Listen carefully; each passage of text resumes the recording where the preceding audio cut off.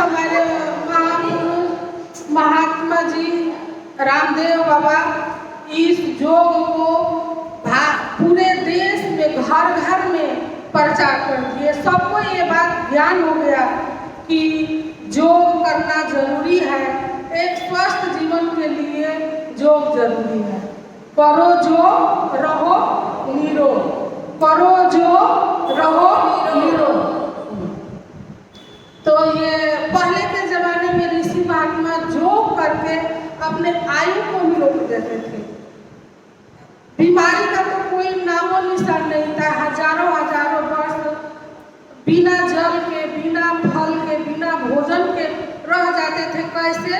योग करके। योग के पास वो शक्ति है जो आयु भी थम जाती है। आयु मतलब मृत्यु भी थम जाती है। आयु वहीं पर इंतजार करती है। जब योग खत्म होगा, योग शरीर में नहीं होगा तो मृत्यु आ सकती है। ऐसे योग तो अमरत्व नहीं दे सकता है, मरना तो जरूर है, लेकिन स्वस्थ जीवन जीते हुए खुशी खुशी मरना। तो आइए हम सब मिलकर इस योग दिवस का सेलिब्रेट करेंगे और मौज मस्ती करेंगे। कुछ आसन होगा, कुछ प्राणायाम होगा। योग हमारे जीवन को स्वस्थ बनाता है, तनाव को कम करता है, मन की एकाग्रता बढ़ाता है, जो स्वस्थ जीवन के लिए बहुत जरूरी है। ये स्कूलों में, कॉलेजों में और सरकारी स्थानों में इस दिवस पर, योग दिवस पर बहुत से कार्यक्रम होते हैं, मनाए जाते हैं। योग हमारे जीवन का अमृत है। योग करके आदमी अपने शरीर को स्वस्थ रख सकता है। जो स्वस्थ एक जीवन के लिए जो आवश्यक है, जो हमें रोज करना चाहिए। करना चाहिए ना? हाँ, करना चाहिए। तो अब इसमें होते हैं प्राणायाम होते हैं। फर्स्ट शुरुआत हम लोग करते हैं ओमकार से, ओम नाम से। उसके बाद भस्त्रिका प्राणायाम आता है। भस्त्रिका हमारे हार्ट को साफ करता है, फेफड़े को साफ करता है। इससे अस्थमाक बीमारी नहीं होती है। और इसके बाद आता है कपालभाति। कपालभाति तो मास्टर माइंड है, प्रत्येक रोग को निकालता है। जितना बार सांस मारिए उतना ही रोग निकलता है। ये पेट के सारे सिस्टम को ठीक कर देता है। रोज करते हैं हम लोग। और उसके बाद आता है अनुलोम विलोम।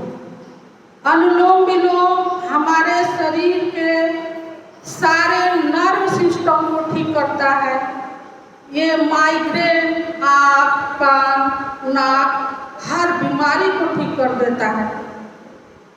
और इसके बाद आता है ऊंचाई। ऊंचाई जो है थायराइड को ठीक करता है, गला के बीमारी को ठीक करता है। ऊंचाई करने से थायराइड वाले को दवाई खाना नहीं पड़ता है। उसके बाद आता है ब्राह्मणी। ब्राह्मणी के माध्यम से हम लोग ब्राह्मणी करते हैं। उसके बाद जो ओम कान में ही निकाल कर करते हैं वो प्रणव कहा जाता है। प्रणव प्रणव करते हुए हम लोग ध्यान अवस्था में जाते हैं। यानी ब्राह्मणी, प्रणव और उद्गीत ये भगवान से मिलाता है। इस आत्मा को परमात्मा से मिलाने का काम करता है। ब्राह्मणी के माध्यम से हम लोग भगवान के नजदीक तक पहुंच जाते हैं। यानी भस्त्रिका से लेकर के और उद्गीत तक शरीर को स्वस्थ करते हुए, बॉडी को मजबूत करते हुए हम लोग भगवान तक पहुंच जाते हैं। जो हमारे शरीर को ही स्वस्थ नहीं रखता, मन और आत्मा को भगवान से जोड़ने का भी काम करता है। जो में वो पावर है। जो करने वाला कभी रोगी नहीं होता। हम लोग अब ये मतलब नहीं है कि जो हम सीख लिए हैं हम ही कराएंगे। आप भी सीख सकती हो, आप भी कहीं अपना सेंटर चला सकती हो। सेंटर चलाने का मतलब कहीं भी एक स्थान चाहिए योग सीखिए और दूसरों को सिखाइए। इस माध्यम से हम लोग मिलकर पूरे भारत को स्वस्थ भारत का निर्माण करने में जुट जाए। जुटना है ना? हाँ। तो सीख करके इसको अपने आप के लिए नहीं रख देना है, सीखने के बाद सिखाना भी है। लेकिन आप लोग सीखिए और इस योग को बंद नहीं करने दीजिए, हम रहे या न रहे। यदि हम कहीं चले भी जाए, चाहे ऊपर ही चल जाए, बुलावा आ जाए भगवान का, तो ये योग बंद नहीं होना चाहिए, ये चलते रहना चाहिए। तब अब आप लोग सुनिए कि योग से क्या क्या हो सकता है। बहुत कुछ हो सकता है। इस योग को नजरअंदाज करने वाला ये चीज नहीं है, ये करने वाला है और कराने का चाहिए। करना है और कराना है। अब इसी माध्यम से हम चलते हैं प्राणायाम के तरफ। प्राणायाम करेंगे और कुछ सेलिब्रेट करेंगे। खाना नाश्ता पानी होगा, डांस होगा, हमारा पिया डांस कराएंगे। पिया